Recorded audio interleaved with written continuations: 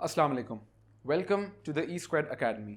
मेरा नाम उमर अल्ताफ़ है और मैं आपका फ़िज़िक्स का टीचर हूँ। हम पढ़ेंगे 9th grade Sindh board physics. जैसा कि आपको पता है, न्यू कोर्स आउटलाइन के हिसाब से फ़िज़िक्स अब 10th और 9th दोनों क्लासेस में पढ़ाई जाएगी और कोर्स डिस्ट्रीब्यूट हो चुका है। हम वीक में 2 क्लासेस रखेंगे जो 20 से 30 मिनट्स की होंगी और इंशाल्लाह 4 to 5 मंथ्स में हमारा कोर्स कंप्लीट होगा। क्लास की ओरिएंटेशन और लेआउट बताने से पहले मैं आपको इंट्रोड्यूस कराना चाहूँगा हमारे कैमरामैन से, समी भाई से। समी भाई मेरे और आपके दरमियान जो गैप है उसको ब्रिज करने में हमारी हेल्प करेंगे। क्योंकि आपके सामने स्क्रीन्स हैं और मेरे सामने कैमरा है, तो इंटरेक्शन बढ़ाने के लिए समी भाई हमारे साथ मौजूद होंगे। बढ़ते हैं क्लास की ओरिएंटेशन की तरफ। पीछे हमारे स्लाइड्स चल रही होंगी जो हमने आपकी आसानी के लिए पहले से प्रिपेयर करके रखी हैं। कोई एक्सटेंसिव वर्किंग के लिए हमारे पास वाइट बोर्ड मौजूद है। किसी भी किस्म की वर्किंग के लिए हम इस वाइट बोर्ड को यूज़ करेंगे। और अगर हमें इन प्रेजेंटेशन वर्किंग करनी है, इन स्लाइड वर्किंग करनी है, तो उसके लिए हमारे पास पेन टैबलेट भी मौजूद है। बढ़ते हैं क्लास के लेआउट की तरफ। ये हमारी क्लास का एजेंडा है। हम मास्टर स्लाइड के बारे में डिस्कस करेंगे और फिज़िक्स के बारे में डिस्कस करेंगे। ये मास्टर स्लाइड क्या है? मास्टर स्लाइड हमारी जितनी भी चैप्टर्स की क्लासेस होंगी उन सब के लिए एक लेआउट है। होगा ये कि आपके जितने भी चैप्टर्स होंगे उन सब की बनेगी एक मास्टर स्लाइड। मास्टर स्लाइड वो मेन स्लाइड होगी जिसके ऊपर रहते हुए हम बैक एंड फोर्थ टॉपिक में जाएंगे, वापस मास्टर स्लाइड पाएंगे, फिर नेक्स्ट टॉपिक में जाएंगे, फिर वापस मास्टर स्लाइड पाएंगे। तो मास्टर स्लाइड के साथ जुड़े हुए होंगे आपके चैप्टर्स के सारे टॉपिक। और इससे होगा ये कि जब हम एक टॉपिक पढ़ के वापस मास्टर स्लाइड पाएंगे तो आपको वो पढ़ा हुआ टॉपिक रिटेन करने में आसानी होगी और चैप्टर से रिलेट करने में भी आसानी होगी। एक और इसका बेनिफिट ये है कि जब कभी फ्यूचर में आप रिवीजन कर रहे होंगे तो पूरे चैप्टर का रिवीजन करने के बजाय आप अपने रेलेवेंट टॉपिक को खोल के सिर्फ उसका रिवीजन करके टाइम सेव कर सकते हैं। तो बढ़ते हैं हमारी क्लास की तरफ। इंट्रोडक्शन टू फिज़िक्स, ये आपका पहला चैप्टर भी है और ये एक थोड़ी सी जनरल क्लास है ताकि हमें पता चले हम फिज़िक्स क्यों पढ़ेंगे। Let's start. तो ये जैसे कि मैंने आपको बताया था, ये हमारी मास्टर स्लाइड है। ये हमारे 3 टॉपिक्स हैं। टॉपिक 1 के अंदर ये 3 सब टॉपिक्स हैं, टॉपिक 2 के अंदर ये 2 सब टॉपिक्स हैं और टॉपिक 3 के अंदर ये 2 सब टॉपिक्स हैं। टॉपिक 1 और 2 हम इस क्लास में कवर करेंगे और टॉपिक 3 हम सेकेंड क्लास में कवर करेंगे। तो हमारे फर्स्ट टॉपिक के पहले सब टॉपिक की तरफ बढ़ते हैं, that is introduction to physics. What is physics? Physics क्या है? अगर बाय वर्ड देखा जाए तो it comes from a Greek word. एक ग्रीक वर्ड से डिराइव्ड है जिसका मतलब है नेचुरल। अब फिजिक्स क्यों पढ़ते हैं? Why do we study physics?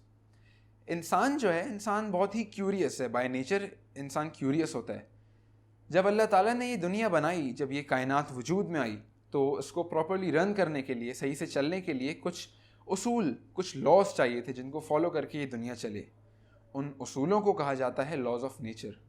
और इन लॉज ऑफ नेचर को पता करने के लिए, इनको पूरी तरह से खोजने के लिए इंसान पढ़ता है फिज़िक्स। काफ़ी हद तक पढ़ भी चुका है लेकिन अभी भी बहुत सारी चीज़ें पढ़ना बाकी हैं। फिज़िक्स कैसे पढ़ते हैं? Physics, how do we study physics? हम फिज़िक्स पढ़ते हैं by studying matter and energy. अब एनर्जी का तो आपको आइडिया होगा कि हम खाना खाते हैं तो एनर्जी आ जाती है और चलते हैं, भागते हैं, दौड़ते हैं तो एनर्जी कम हो जाती है। ये मैटर क्या है? मैटर होता है, matter is any substance that has a mass and takes up a space. मतलब मैटर कोई भी ऐसी चीज़ है जिसका वज़न हो और वो कोई जगह लेती हो। मैं मैटर हूँ, आप मैटर हैं, आपके सामने वाली स्क्रीन्स भी मैटर हैं। क्यों? क्योंकि उनका वज़न है और वो जगह लेती हैं। तो ये था हमारा इंट्रोडक्शन। अब हम नेक्स्ट टॉपिक की तरफ बढ़ते हैं, ब्रांचेस ऑफ फिज़िक्स। अब आप ये सोचेंगे कि साइंस की ऑलरेडी एक ब्रांच फिज़िक्स है, तो फिज़िक्स की मज़ीद ब्रांचेस बनाने की क्या लॉजिक? वजह यह है कि फ़िज़िक्स एक बहुत ही डाइवर्स फील्ड है, बहुत बड़ी फील्ड है। हमारी आसानी के लिए और डिटेल में पढ़ने के लिए उसको क्लासिफाई कर दिया गया है अलग अलग ब्रांचेस में। तो इसकी ब्रांचेस की तरफ रोशनी डालते हैं। First branch, mechanics. मैकेनिक्स क्या है? जब आप मैकेनिक का वर्ड सुनते हैं तो आपके दिमाग में आता है वो आदमी जो गाड़ियाँ ठीक करता है। सही। By definition mechanics is the study of the motion of a body.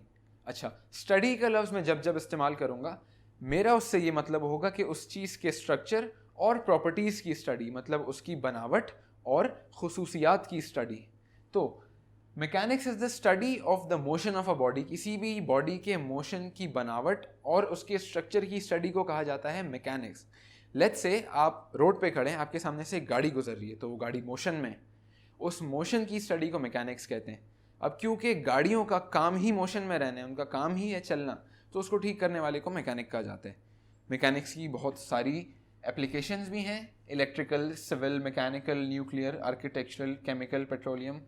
Almost हर तरह की इंजीनियरिंग में हमें मैकेनिक्स की ज़रूरत पड़ती है। नेक्स्ट ब्रांच की तरफ बढ़ते हैं।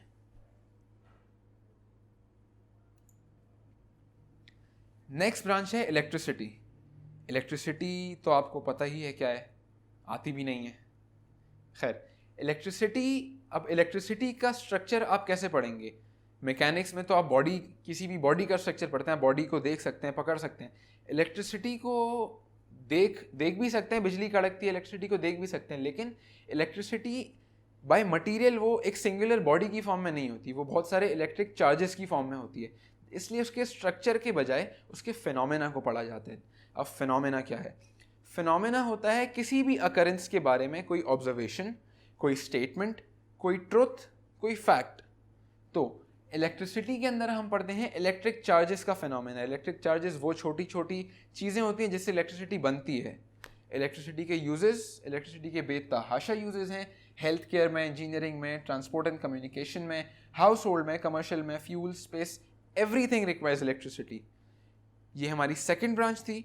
नेक्स्ट ब्रांच की तरफ बढ़ते हैं। इलेक्ट्रोमैग्नेटिज्म बहुत ही सेल्फ एक्सप्लेनेटरी टर्म है। सेल्फ एक्सप्लेनेटरी का मतलब होता है कोई भी ऐसा टर्म जो अपने आप में अपना मतलब बयान करता हो। इलेक्ट्रोमैग्नेटिज्म, इलेक्ट्रोमैग्नेटिज्म, इलेक्ट्रिसिटी और मैग्नेट्स की स्टडी। मैग्नेट्स आपको आइडिया होगा क्या होता है, जो मेटल ऑब्जेक्ट्स होते हैं आपस में चिपक भी जाते हैं और एक दूसरे से दूर भी जाते हैं। तो इलेक्ट्रिसिटी और मैग्नेट्स की स्टडी को जब कंबाइन करके पढ़ते हैं, दैट इज कॉल्ड इलेक्ट्रोमैग्नेटिज्म। ये आपकी फ्यूचर फिजिक्स में आएगा, लेकिन आपको थोड़ा सा आइडिया देने के लिए मैं बता दूं कि इसमें होता ये है, यूजुअली मेटल्स के थ्रू इलेक्ट्रिसिटी पास करा के उनको मैग्नेटाइज कर दिया जाता है, या मैग्नेट्स के थ्रू इलेक्ट्रिसिटी पास करा के डीमैग्नेटाइज किया जाता है, और कुछ और फिनोमेनास।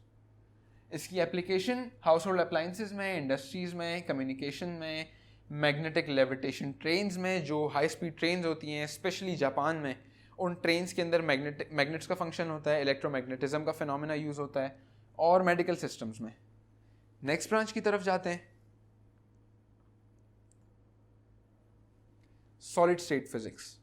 अब मैंने आपको बताया था मैटर क्या होता है। Matter is any substance that has a mass and takes up space.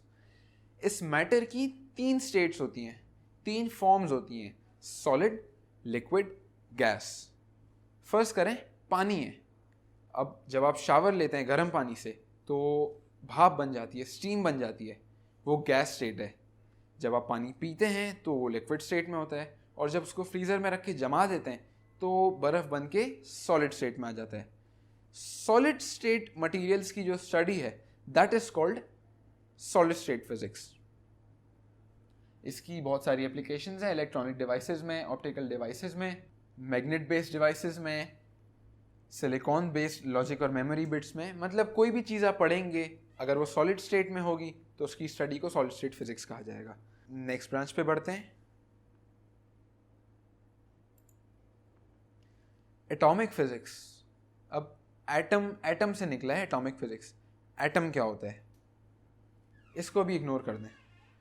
आप दुनिया का सबसे छोटा पार्टिकल इमेजिन करें, दुनिया की सबसे छोटी चीज़ इमेजिन करें, एक चूंटी, चावल का दाना या राई का दाना।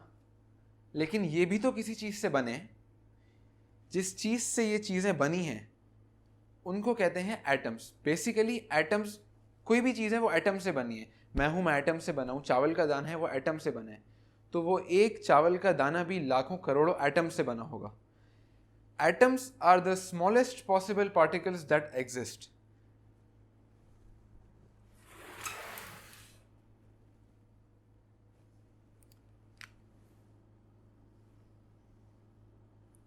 ये होता है एक एटम का 2D स्ट्रक्चर।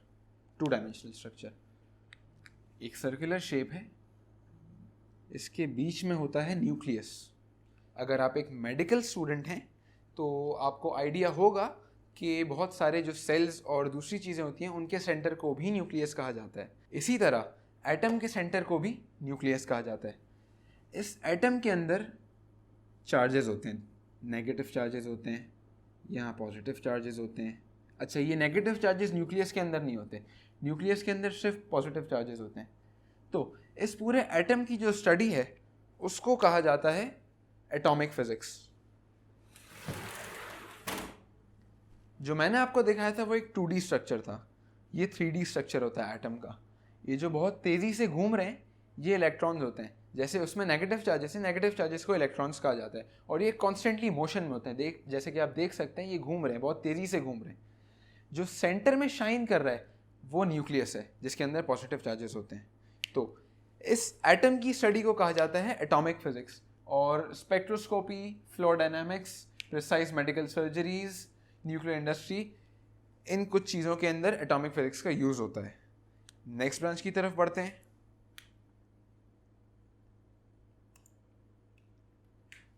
Nuclear physics.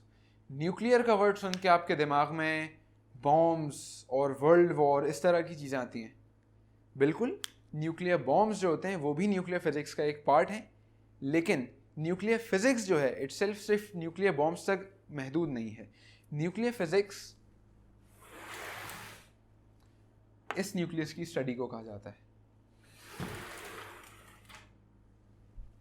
और थोड़ी सी आपको मैं आउटलाइन दे दूं जो आप फ्यूचर में पढ़ेंगे न्यूक्लियर फिजिक्स के अंदर, वो इस तरह की चीज़ होंगी। जैसे ये एक एलिमेंट है, ये अपने अंदर से रेडिएशंस छोड़ता है। ये काफ़ी कॉम्प्लेक्स टॉपिक है और आप इसको डिटेल में भी पढ़ेंगे। इसके यूजेस इलेक्ट्रॉनिक डिवाइसेस में, ऑप्टिकल डिवाइसेस में, मैग्नेट बेस्ड डिवाइसेस में, सिलिकॉन बेस्ड लॉजिक और मेमोरी बिट्स में भी होता है। नेक्स्ट ब्रांच की तरफ बढ़ते हैं, प्लाज्मा फिजिक्स। अच्छा, ये एक थोड़ी सी नई टर्म है और कॉम्प्लेक्स भी है, बहुत ज़्यादा नहीं। इसमें हमें मदद चाहिए होगी हमारे एटम की। ये एटम था। अब इसमें आप एक बात नोट करें, जितने नेगेटिव चार्जेस हैं 1 2 3 4, उतने ही पॉजिटिव चार्जेस भी हैं 1 2 3 4। अब हम इधर लेंगे गैशियस एटम, गैस का एटम।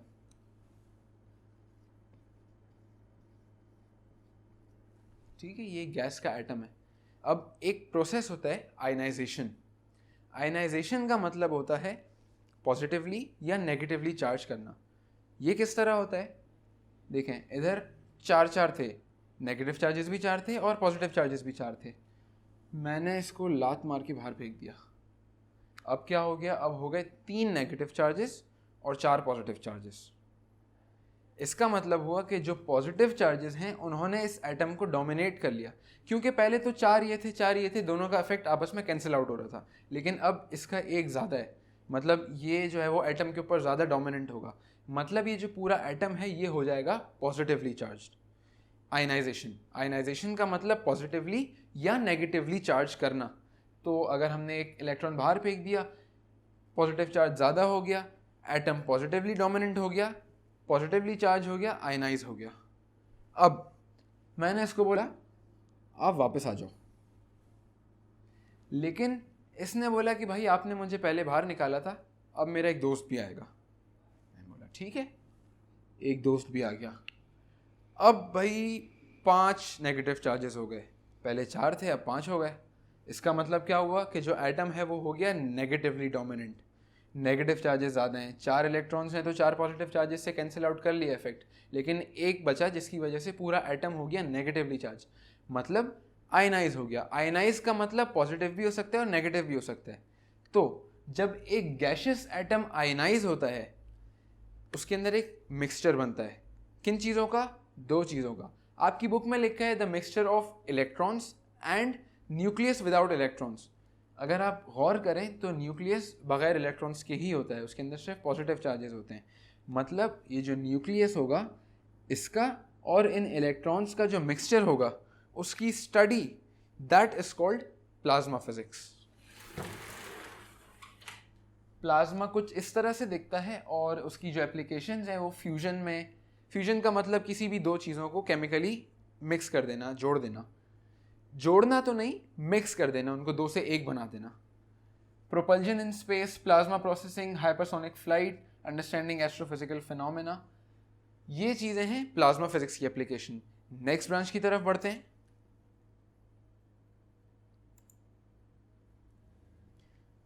बायोफिजिक्स, ये भी एक सेल्फ एक्सप्लेनेटरी टर्म है। बायो का मतलब मेडिकल से निकला है, फिजिक्स तो हम पढ़ ही रहे हैं। इन दोनों चीज़ों को जब कंबाइन करके स्टडी करते हैं that is called biophysics. Biophysics में हम ह्यूमन बॉडी के बारे में भी पढ़ते हैं, सेलुलर स्ट्रक्चर पढ़ते हैं, डीएनए और आरएनए की स्टडी करते हैं, जेनेरिक इंजीनियरिंग करते हैं। और अगर अल्लाह ना करे आपको कभी हॉस्पिटल जाना पड़े और सीटी स्कैन, एक्सरे, एमआरआई, ये सब चीज़ें जब आप कराते हैं तो ये एक मशीन के ज़रिए होती हैं। उन मशीन्स को बनाने के लिए हमें फ़िज़िक्स की ज़रूरत पड़ती है। इन सब चीज़ों के अंदर यूज़ होती है बायोफिज़िक्स। नेक्स्ट ब्रांच की तरफ बढ़ते हैं। एस्ट्रोफिज़िक्स, बचपन में एक कार्टून आता था, समी आपने देखा है, एस्ट्रो बॉय आता था बचपन में। एस्ट्रो बॉय क्या करता था? एस्ट्रो बॉय प्लैनेट्स, एक प्लैनेट से दूसरे प्लैनेट में जाता था, स्पेस में रहता था और कभी इस प्लैनेट कभी उस प्लैनेट। इसी तरह एस्ट्रो का मतलब जो है ना, एस्ट्रो मीन्स जो स्पेस में जो बॉडीज़ होती हैं, एस्ट्रोफिजिक्स का मतलब है जो स्पेस की बॉडीज़ हैं, planets, sun, moon, stars, galaxies, milky way, इन सब की स्टडी को कहा जाता है एस्ट्रोफिजिक्स। और इसकी एप्लीकेशन जो है वो हाई परफॉर्मेंस स्टेटिस्टिकल एनालिसिस में होती है, इमेज एनालिसिस में होती है, नोवेल एप्लीकेशन ऑफ ऑप्टिक्स में होती है, वेदर मॉडलिंग में होती है, हाई परफॉर्मेंस कंप्यूटर्स में होती है, और कुछ नासा के लेवल की स्टडीज़ जो होती हैं that is done in astrophysics. हम बढ़ेंगे हमारे नेक्स्ट सब टॉपिक की तरफ।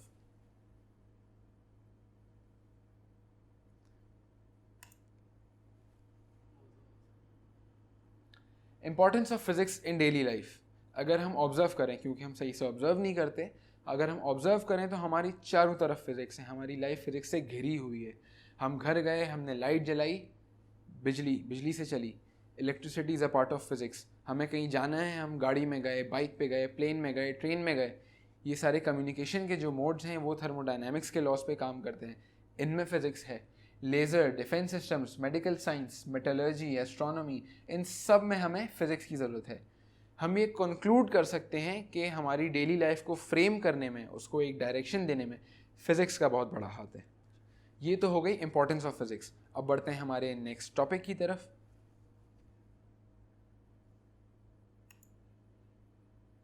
Scientific method. आपने सुना है कि साइंटिस्ट जो हैं वो रिसर्चेस करते हैं, लॉज बनते हैं, थ्योरीज बनती हैं, ये सारी चीज़ें सुनी हैं। ये होता क्या है और कैसे होता है? देखें, ऑब्जर्वेशन, जैसे मैंने आपको पहले बताया, हम ऑब्जर्व नहीं करते, ऑब्जर्वेशन इज़ द की। होता यह है कि साइंटिस्ट अपने इर्द गिर्द चीज़ों को ऑब्जर्व करते हैं, बहुत ही केयरफुली और सिस्टमैटिकली चीज़ों को ऑब्जर्व करते हैं ताकि एरर के चांसेस कम हो। अच्छा, अब कोई भी चीज़ ऑब्जर्व करी साइंटिस्ट ने, अब वो बनाएगा एक हाइपोथेसिस।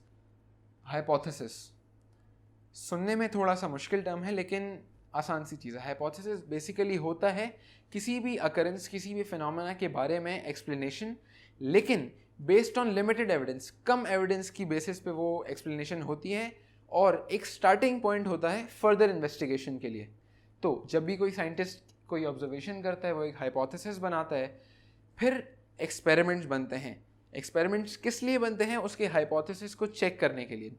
अब वो एक्सपेरिमेंट्स किए जाएंगे, एक्सपेरिमेंट्स के रिजल्ट्स निकलेंगे, एक्सपेरिमेंटल रिजल्ट्स और थ्योरेटिकल रिजल्ट्स। इन दोनों रिजल्ट्स को देखेंगे, सामने रखा जाएगा, ऑब्जर्व करेंगे। अगर ये दोनों मैच कर गए या बहुत कम एरर हुआ और मैच कर गए तो इस हाइपोथेसिस को जो है वो थ्योरी बना के करेक्ट कंसिडर किया जाएगा। अगर नहीं हुआ तो इसको डिस्कार्ड कर दिया जाएगा। इसी तरह ये तो किसी अकरेंस के बारे में हो गए, लेकिन आपने सुना होगा लॉज का वर्ड सुना होगा, न्यूटन के लॉज होते हैं। ये लॉज क्या होते हैं? लॉज भी इसी तरह से बनते हैं लेकिन उसमें जो ऑब्जर्वेशन होती है वो नहीं होती, इधर होती है रैशनल रीजनिंग। मतलब एक सेंसिबल, अपने तजर्बे और अपनी स्टडी के बाद एक रैशनल रीजनिंग करता है साइंटिस्ट, एक ऐसे रीजंस देता है जो एक्सेप्टेबल हो साइंस में, और उनकी बेसिस पे हाइपोथेसिस डिराइव करता है। फिर वही होता है, हाइपोथेसिस के बाद एक्सपेरिमेंट्स होते हैं, अगर मैच कर गया तो उसको लॉ बना देते हैं और अगर नहीं किया तो डिस्कार्ड कर देते हैं। ये तो हो गया scientific method. Next subtopic की तरफ जाते हैं।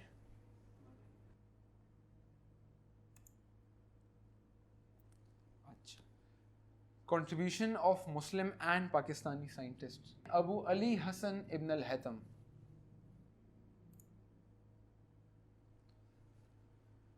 ये बॉर्न हुए थे 965 एडी में और इनकी डेथ हुई 1039 एडी में। ये बसरा में पैदा हुए थे जो इराक में एक इलाका है, और physics, mathematics, engineering, astronomy, medicine, इन सब के ऊपर इन्होंने बहुत ही एक्सटेंसिव और वाइड रिसर्च करी है। लेकिन इनका जो मेन एरिया था जिनके ऊपर इनकी सबसे ज़्यादा रिसर्च और कंट्रीब्यूशन है वो है ऑप्टिक्स। इसके ऊपर इन्होंने बहुत सारी किताबें भी लिखी, जिसमें से एक बुक किताबुल मनाजिर, ये इसको बहुत पॉपुलैरिटी मिली थी क्योंकि इन्होंने ओल्ड थ्योरी ऑफ लाइट को अपोज किया था। अच्छा, एक और बात, एक थ्योरी है, लेट्स सपोज मैंने एक थ्योरी पेश करी, वो करेक्ट हो गई। अब आज से 50 साल बाद, 20 साल बाद अगर कोई दूसरा साइंटिस्ट उसको अपोज करते हुए एक दूसरी थ्योरी देगा और वो करेक्ट होगी, वो एक्सपेरिमेंटल बेसिस पे रिजल्ट्स मैच करके अगर वो करेक्ट होगी, तो जो मेरी थ्योरी होगी वो डिस्कार्ड कर दी जाएगी। मतलब जो पिछली थ्योरी होगी उसको डिस्कार्ड करके जो नई थ्योरी होगी उसको कंसिडर करेंगे। तो इन्होंने अपोज किया ओल्ड थ्योरी ऑफ लाइट को। ओल्ड थ्योरी ऑफ लाइट ये कहती थी कि हमारी आँखों से रोशनी निकलती है, एक ऑब्जेक्ट पे पड़ती है और तब जाके हमें वो ऑब्जेक्ट नज़र आता है। लेकिन इन्होंने जो थ्योरी दी और जिसको हम आज भी मानते हैं वो ये है कि एक सोर्स ऑफ लाइट से लाइट की रेज निकलती हैं, जैसे सूरज, बल्ब, ट्यूबलाइट्स, इनमें से लाइट की रेज निकलती हैं, ये पड़ती हैं एक ऑब्जेक्ट के ऊपर और ऑब्जेक्ट से रिफ्लेक्ट होकर हमारी आइज़ पे पड़ती हैं, तब जाके हम एक ऑब्जेक्ट को देख सकते हैं। इन्होंने लाइट को जो है वो एज एनर्जी भी रिकग्नाइज किया और रे ऑफ लाइट की डेफिनेशन भी हमें दी। पिन होल कैमरा बनाया इन्होंने। सोलर एक्लिप्स जो होता है, जो सूरज ग्रहण होता है, उसकी इमेज कैप्चर करने के लिए इन्होंने पिन होल कैमरा बनाया और लॉज ऑफ रिफ्लेक्शन भी दिए। जब आप लाइट का टॉपिक पढ़ेंगे फिजिक्स में तो उसके अंदर आएंगे कि रिफ्लेक्शन जब होती है तो किन लॉज की बेसिस पे होती है, वो लॉज हमें इन्होंने दिए। इन्होंने इमेज फॉर्मेशन के ऊपर रिसर्च करी। किस इमेज फॉर्मेशन के ऊपर? जो स्फेरिकल मिरर्स में होती है। एक तो सादा मिरर होता है जो स्फेरिकल शेप में होता है, जो एक बॉल के शेप में मिरर होता है, उसके अंदर किस तरह से इमेज फॉर्म होती है उसके ऊपर इन्होंने रिसर्च करी। और एक और बात इन्होंने बताई कि जो लाइट की रे है वो एक मीडियम से जब पास करती है, मीडियम क्या होता है? मीडियम कोई भी ऐसी चीज़ जिससे लाइट पास करे, जैसे पानी एक मीडियम है, एयर एक मीडियम है। इसी तरह जब लाइट किसी भी मीडियम से ट्रेवल करती है तो वो हमेशा वो पाथ लेगी जहाँ से उसको गुजरने में कम टाइम लगेगा। तो ये थे इब्न अल हैतम। बढ़ते हैं हमारे नेक्स्ट साइंटिस्ट की तरफ। याकूब इब्न इसहाक अल किंदी 800 में पैदा हुए और 873 एडी में इनकी डेथ हुई। ये भी बसरा में पैदा हुए थे और बहुत ही डाइवर्स नेचर के आदमी थे और एक्सटेंसिव वर्क इन्होंने कंट्रीब्यूट किया फिजिक्स को। इन्होंने मोनोग्राफ्स बनाए मीटियोरोलॉजी पे, स्पेसिफिकली ग्रेविटी और टाइड्स के ऊपर। अच्छा, मोनोग्राफ्स क्या होते हैं? मोनोग्राफ्स किसी भी टॉपिक के ऊपर, किसी भी एक चीज़ के ऊपर डिटेल्ड एक्सप्लेनेशन को कहा जाता है। ग्रेविटी का मतलब आपको पता होगा, जो चीज़ हमें ज़मीन पे खड़ी रखती है, जो एक फोर्स होती है ज़मीन में जो हमें खींच के रखती है। और टाइड्स, लहरें, इनका भी एक ताल्लुक होता है। नेचर ऑफ साउंड को इन्होंने साइंटिफिकली डिफाइन किया और म्यूज़िकल नोट्स को, जो सा रे गामा, ये सारे जो नोट्स हैं म्यूज़िकल, इनको फ्रीक्वेंसीज की टर्म में डिफाइन किया। ज्योमेट्रिकल ऑप्टिक्स पे इन्होंने बहुत ज़बरदस्त काम किया था। इस काम को इतनी पॉपुलैरिटी मिली कि वो लैटिन में भी ट्रांसलेट हुआ। नेक्स्ट साइंटिस्ट की तरफ बढ़ते हैं। अल बिरूनी, अबू रहमान मोहम्मद बिन अहमद अल बिरूनी 973 एडी में बॉर्न हुए और बिरून में पैदा हुए, जो प्रेजेंट अफ़गानिस्तान है। इन्होंने 150 के करीब किताबें लिखी मैथमेटिक्स पे, physics, chemistry, biology, geography, history, cosmology, religions, बहुत ही डाइवर्स और डिफरेंट टॉपिक्स पे इनकी स्टडी थी। और इनकी ख़ास बात ये थी कि ये काफ़ी सारी थ्योरीज़ को एक डिफरेंट एंगल से देख के अपोज करते थे, बहुत सारी थ्योरीज़ को रिफ्यूट करते थे। इन्होंने हमें ये बताया कि भाई अर्थ राउंड है। पहले लोग मानते थे कि अर्थ फ्लैट है, इन्होंने बताया कि अर्थ राउंड है।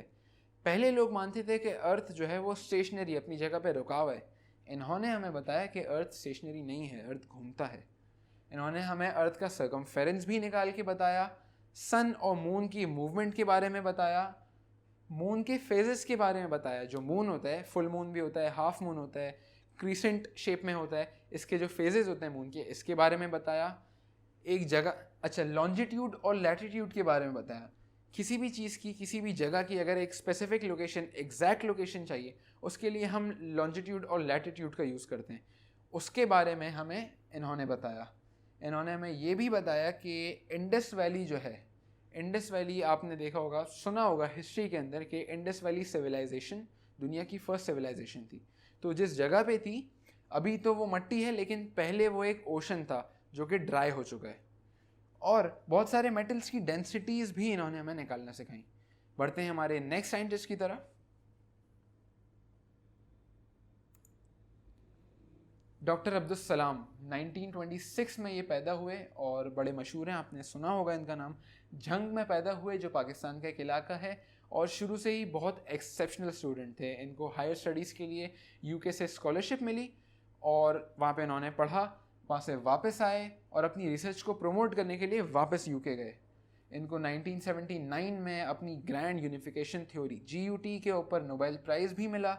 और इन्होंने इटली के अंदर एक अपना सेंटर स्टैब्लिश किया था, international centre for theoretical physics. Augment का वर्ड इधर यूज़ किया है मैंने। ऑगमेंट का मतलब होता है एडअप करना, बढ़ाना। तो इधर इसकी ये रेलेवेंस है कि यहाँ पे साइंटिस्ट आते थे, इनके सेंटर में साइंटिस्ट आते थे, अपनी अपनी रिसर्चेज, अपनी स्टडीज सामने रखते थे और मिलजुल के उसको एडअप करके बेहतर बनाते थे। ये हो गए doctor Abdul Salam. Next scientist की तरफ बढ़ते हैं। डॉक्टर अब्दुल कदीर ख़ान, इनका नाम भी बहुत हमने सुना है। 1936 AD में पैदा हुए और भोपाल में पैदा हुए, जो इंडिया का एक इलाका है। इन्होंने मेटलर्जी में हॉलैंड से मास्टर्स किया और वहीं पे एज अ रिसर्च असिस्टेंट भी लग गए। यूनिवर्सिटी ऑफ लेवन बेल्जियम से इन्होंने PhD किया और हॉलैंड में वहाँ की गवर्नमेंट के साथ मिल के यूरेंको एनरिचमेंट प्लांट के अंदर एज एन एक्सपर्ट ये हायर हुए। अपने मदरलैंड को सर्व करने के लिए पाकिस्तान वापस आए और इनके लिए बहुत सारे रिसर्च लैब्स बने। इनकी कंट्रीब्यूशन के लिए, इनकी कंट्रीब्यूशन को सलाम पेश करने के लिए इनके नाम पे बहुत सारे रिसर्च लैब्स बने। इनको गवर्नमेंट की तरफ से हिलाले इम्तियाज़ भी मिला। ये थे डॉक्टर अब्दुल कदीर ख़ान और ये हमारे कोर्स के लास्ट साइंटिस्ट हैं जिनको हमने स्टडी किया।